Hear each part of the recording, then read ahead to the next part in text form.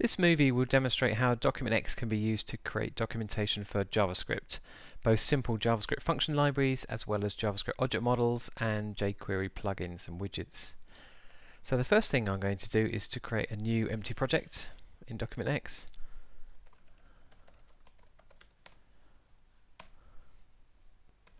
And now my new project is loaded, I'll click the Add JavaScript Library command on the ribbon to add my first JavaScript library to the project. So a JavaScript library is a collection of JavaScript files from a DocumentX point of view that I want to document together as a logical library of JavaScript functionality. That might be just some JavaScript global functions or something with more structure such as classes, jQuery plugins or widgets. So the first thing I'll do is give my new JavaScript library a name, and I'll also give it a title, and it's the title that will be visible in the generated documentation. The library name is the name by which the library is identified within the project. It isn't something that's visible to users of your documentation. So we have both a name and a title, and the title is the one that's visible in the generated documentation. So on the script files list down the bottom here, I'm going to use this toolbar button to add a local script file.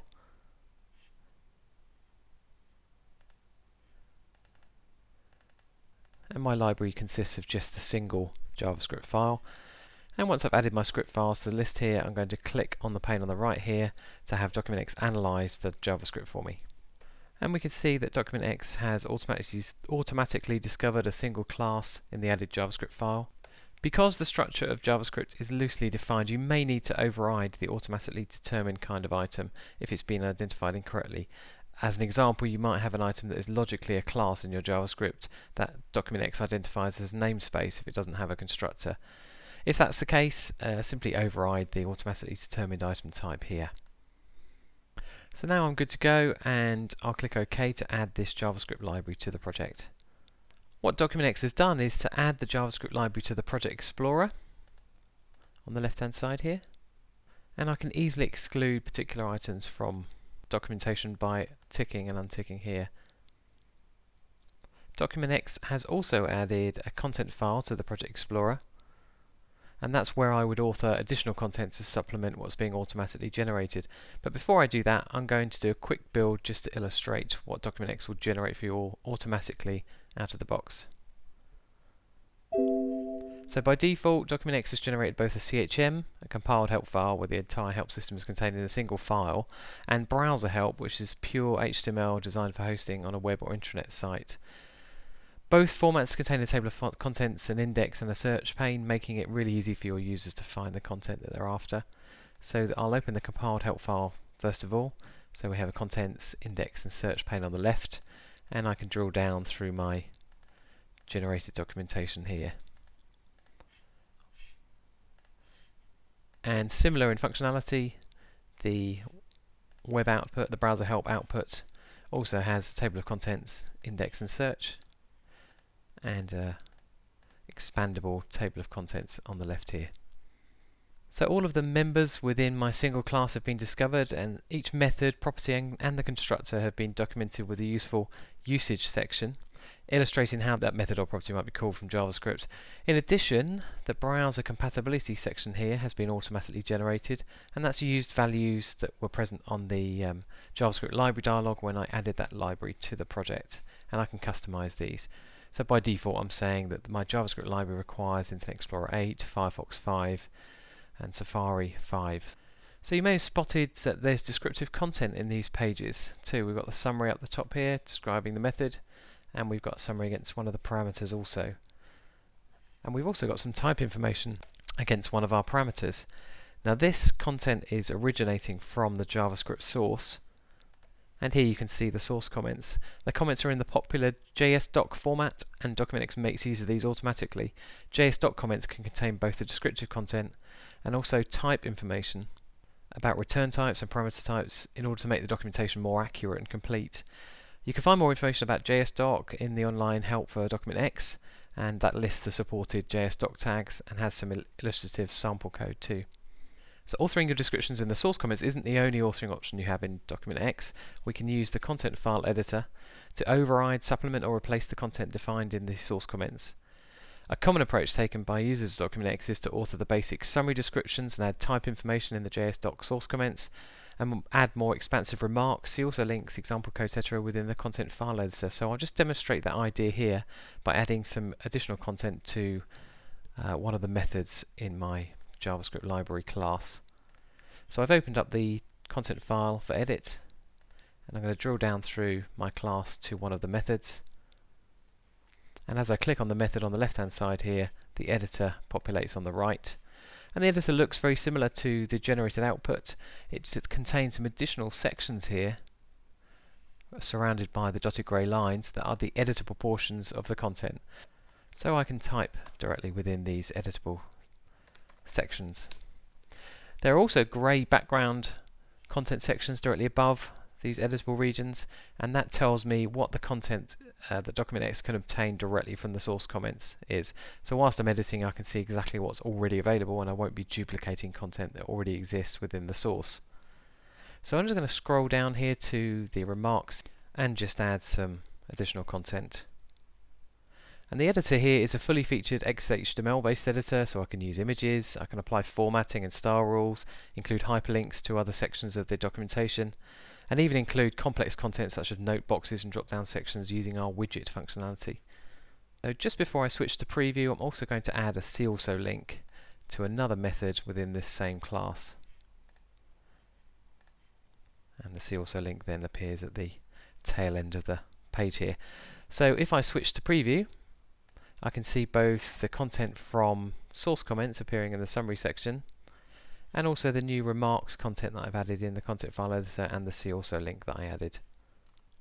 I could also add some supplementary content to the summary section at the top here, and if I then switch to preview, I can see that the content file additional content is seamlessly combined with the content originating from source comments. So that's the default behavior, to merge content from the source comments with content that you've edited in the content file, but you can edit that along with a bunch of other JavaScript specific settings on the JavaScript settings page in the build profile editor. So the default option is to merge, but I could also say use as default, which would only use the source comments in the absence of content in the content file. So if I add that content back in and now switch to preview, with that alternate setting in the build profile editor, my content file content takes precedence over the source content. If I switch back to merge, it becomes merged again. So you've got with some flexibility with how your source comments are combined with the content you edit in the content file editor, and the option you choose will be dependent on your workflow and what you consider the authoritative set of content. So in addition to the textual authoring I can do directly within the content file editor here, I can also add some additional information items. I can mark this particular method as new, so it's highlighted in the table of contents as a new item. I can change the default browser compatibility for this particular member. I can override the default generated usage section. I can add index keywords, and also copy content directly from another member within this library or another library in the same project to avoid duplication, add example code, so on and so forth. So there's a lot of functionality within here I can use to supplement and augment the automatically generated content. It's not a topic that I'm going to cover directly in this movie, but you can also create and use custom content item types and customize the default template we're using here, which is an HTML based template, to add brand new sections of content to any of the generated page types. So I can add, for example, perhaps a change history if I wanted to this page and have it appear here as a directly new editable section.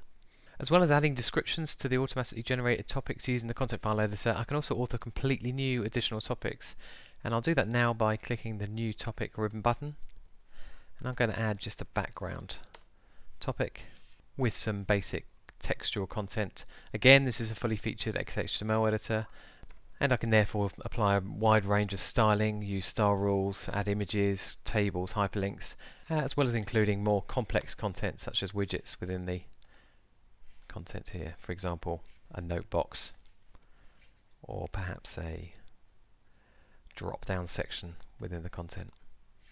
Now I've created the new topic. I can add it to the table of contents by using drag and drop. I'm just going to position it directly above this Document X placeholder node, and this is where all of the automatically generated table of contents nodes will appear. So my background topic is positioned right at the top of the table of contents and everything else appears below it. So we visited the build profile editor briefly earlier. There are a bunch of other settings relating directly to the JavaScript output on the JavaScript settings page here that you can explore if you want to tweak or customize the content of the generated output. And within the build profile editor there are a bunch of other pages that control various aspects of the format and content of the generated output. If you're looking for something particular, if you're new to document X, finding your way around, you can use the search box at the top here to search based on a keyword or a label. So for example, if I wanted to know where the copyright notice can be changed,